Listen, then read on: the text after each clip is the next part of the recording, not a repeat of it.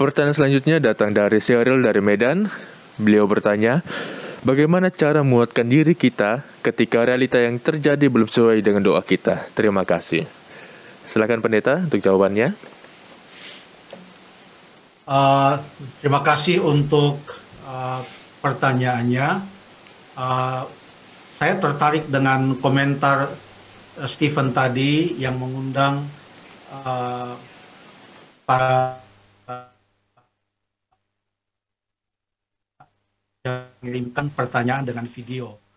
Mungkin bagus juga ya Stephen, kalau satu kali kita buat acara sama-sama yang biasa bertanya dalam acara tajam ini, untuk kita bertemu dalam pertemuan melalui Zoom secara virtual, supaya kita berdoa bersama-sama, saling mengenal dan berdoa sama itu. Walaupun mungkin tidak sempat mengirimkan pertanyaan lewat video, tapi kalau kita bisa berdoa bersama-sama lewat Zoom secara virtual, saya pikir itu ide yang bagus juga, hanya ide saja. Tapi saya sudah jadi lupa pertanyaannya. Mungkin Salomo tolong baca sekali lagi. Baik pendeta, saya bacakan kembali pertanyaan dari Sheryl yang ada di Medan. Beliau bertanya, bagaimana cara menguatkan diri ketika realita yang terjadi belum sesuai dengan doa kita? Terima kasih. Silakan pendeta untuk jawabannya. Terima kasih. Ya. Berbicara tentang realita itu cukup luas. Realita tentang kehidupan kita secara pribadi, keinginan-keinginan kita, atau kerinduan-kerinduan kita, harapan-harapan kita, dan cita-cita kita, keluarga kita, anak-anak, pendidikan mereka, pekerjaan kita, dan lain sebagainya, itu adalah bahagian dari suatu realita atau sesuatu yang terjadi. Tetapi ada juga pemahaman realita itu dengan lebih luas, yaitu realita yang terjadi di atas dunia ini secara keseluruhan. Kalau kita mempelajari Alkitab atau khususnya nubuatan-nubuatan tentang apa yang terjadi di dalam dunia sampai kepada akhir zaman, maka ada nubuatan-nubuatan di dalam Alkitab yang menggambarkan tentang realita yang akan terjadi di zaman akhir ini. Realita artinya keadaan yang pada umumnya terjadi. Bahkan kalau kita baca di dalam buku 1 Timotius pasal yang ketiga ayat 1 sampai ayat yang kelima, itu menyangkut tabiat manusia di zaman akhir ini, apa yang mereka lakukan. Lalu kemudian ada kaitannya juga realita itu dengan tanda-tanda sosial seperti kasih semakin kurang, lalu kemudian ada tanda-tanda seperti peperangan di mana-mana. Bahkan ada juga disebutkan contohnya di dalam Lukas pasal 21 ayat yang ke-11, akan ada gempa bumi di mana-mana, ada akan penyakit sampar di mana-mana. Semua itu sudah dinubuatkan dan itu ada di dalam Alkitab. Jadi kalau itu sekarang terjadi, itu adalah realitanya, ya karena memang itu adalah dinubuatkan dalam Alkitab, yang menolong kita untuk mengerti bahwa kita tidak lama lagi akan menyambut kedatangan Tuhan Yesus yang kedua kali. Bahkan ada realita juga dalam kehidupan rohani, kehidupan agama, dan lain sebagainya. Semua itu disampaikan di dalam Alkitab. Saya mau lihat pertanyaan ini adalah realita sehubungan dengan kehidupan kita secara pribadi atau keluarga, ataupun anak-anak dan lain sebagainya, pendidikan, pekerjaan. Pertanyaannya adalah bagaimana cara menguatkan diri ketika realita yang terjadi belum sesuai dengan doa kita.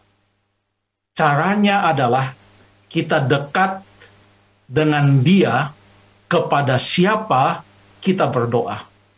Kita berdoakan kepada Tuhan. Kita berdoa kepada Bapa di sorga di dalam nama Yesus. Lalu Roma pasal 8 ayat yang ke-26 mengatakan Roh Kudus menolong kita dalam berdoa. Jadi di dalam doa Allah Bapa, demikian juga Tuhan Yesus Kristus, demikian juga Roh Kudus. Ketiganya menolong kita atau adalah bahagian di dalam doa kita. Sehingga kalau kita berdoa, lalu kemudian apa yang terjadi belum sesuai dengan realita yang kita harapkan, yang paling penting adalah kita dekat dengan siapa atau kepada siapa kita berdoa. Dekat dengan Allah yang kepadanya kita berdoa. Dekat dengan Tuhan Yesus Kristus yang dekat dan mendengarkan Roh Kudus untuk menguasai hidup kita setiap hari. Roh Kudus yang menolong kita di dalam berdoa. Itu adalah cara kita untuk menguatkan diri ketika realita yang terjadi belum sesuai dengan doa kita. Yang kedua, kita perlu menyerahkan segala doa kita kepada kehendak Tuhan, karena kita percaya pasti kehendak Tuhanlah yang terbaik. Entah mau seperti apa jadinya. Itulah sebabnya kita berdoa. Kenapa kita berdoa? Karena kita percaya kepada Tuhan. Karena kita percaya kepadanya, kita berdoa kepadanya, dan kalau kita percaya kepadanya, biarlah kehendaknya, yaitu Dia yang kita percaya, biarlah kehendaknya yang terjadi di dalam kehidupan kita. Yesus contohnya mengajarkan cara berdoa yang menyerahkan kehendaknya kepada kehendak Bapa di sorga. Oh, di Taman Getsemani, Matius pasal yang ke-26 mencatat akan apa yang terjadi dan kata-kata Yesus di dalam doanya. Yesus katakan di dalam ayat yang ke-39, "Ya Bapakku, jikalau sekiranya mungkin, biarlah cawan ini lalu daripadaku, tetapi janganlah seperti yang ku kehendaki, melainkan seperti yang Engkau kehendaki." Yang penting kita dekat dengan Tuhan. Waktu berjalan bersama-sama dengan Tuhan.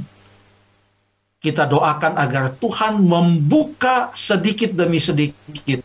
Saat kita menengok ke belakang, kita akan mengatakan, oh begini maksud Tuhan. Pemazmur di dalam Mazmur pasal yang ke-73, pada saat dia melihat suatu realita yang terbalik dari apa yang sewajarnya. Wah, kalau kita baca Mazmur pasal yang ke-73, dia lihat kenapa orang di sana melawan Tuhan, tidak setia, kenapa mereka justru sehat-sehat, tidak sakit, dan lain sebagainya. Wah, banyak yang dia sebutkan. Akhirnya dia ambil kesimpulan. Dia katakan di dalam pasal 73 ayat yang ke-28, ayat yang terakhir, "Tetapi aku suka dekat pada Allah. Aku menaruh tempat perlindunganku pada Tuhan Allah, supaya dapat menceritakan segala pekerjaannya." Segala pekerjaannya. Lalu dia katakan juga di dalam ayat-ayat sebelumnya, ayat 17, dia katakan, ayat 16-17, "Ketika aku bermaksud untuk mengetahuinya, hal itu menjadi kesulitan di mataku, sampai aku masuk ke dalam tempat kudus Allah." Jadi waktu dia masuk ke dalam tempat kudus Allah, yang dimaksudkan adalah bait Allah, bait suci itu, di mana di sana ada sistem-sistem upacara agama yang ia melihat semuanya melambangkan Yesus Kristus dan melambangkan rencana keselamatan yang disediakan oleh Tuhan Yesus sampai pada akhir zaman, sampai pada kedatangan Yesus yang kedua kali. Maka ia mulai melihat realita yang terjadi itu sebagai sesuatu bahagian dari dalam dirinya, yang kalau dia mau setia kepada Tuhan, dia akan mendapatkan sesuatu yang lebih baik, bahkan yang kekal sifatnya, yang Tuhan sediakan bagi mereka yang percaya kepadanya. Terima kasih.